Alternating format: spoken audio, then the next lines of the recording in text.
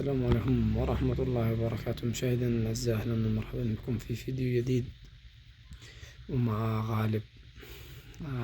يا غالب، أمك اللي أخبر بك. هذا الفيديو طبعا تسريب مقطع من البنت من وقت العقد، يوم عقدوا كانت تبكي. شاهدوا الفيديو.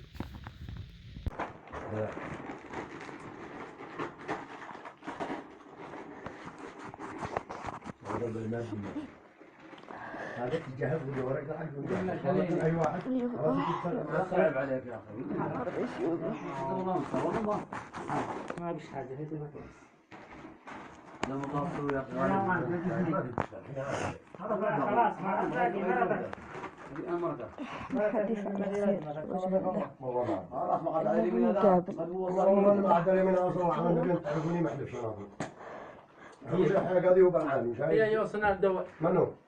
بعد لا خلاص كل شيء من جابر حتى الزواج. حديث على خير الوجه. هذا طبيعي ولا خلاص يا مرة صديقة.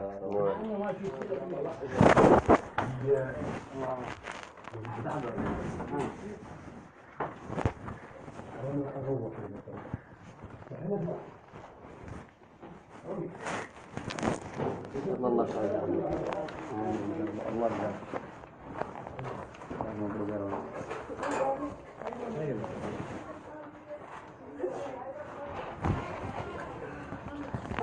يبارك.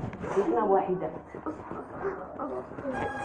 أنا حلف يدي أقسم بالله هذا أقسم بالله الذي هو وذلك أنا صار معه بقوة. ما صدق أنا حرام طلقنا تدرستي. لا أفرق لي هذا ولا هذا.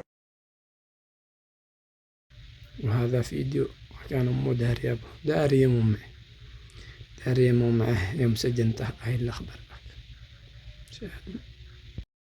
إلى أمي، كيف حالك؟ لماذا لم تجيبيني يا أمي؟ لماذا لم تردي على تلفوني يا أمه؟ لماذا لم تعدلي بيننا يا أمه؟ لماذا أحرمتيني من أولادي يا أمه؟ لماذا سجنتيني يا أمه؟ لماذا لم تسجني محمد؟ لماذا حرمتيني وحرمتي أولادي من النظر إليهم؟ لماذا يا أمه؟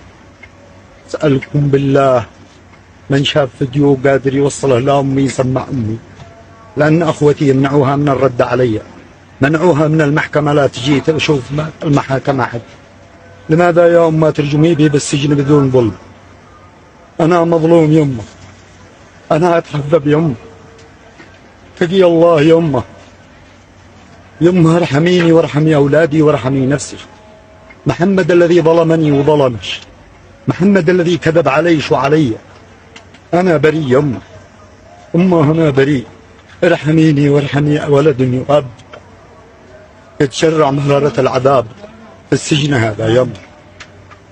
أمه استحي أشكي للناس، استحي أشكي للعباد. أنا أريد إنسان وأريد خير لله رب العالمين. شوفي الحقيقة بنفسك، لا تظلميني يا أمه، ارحميني يا أمه.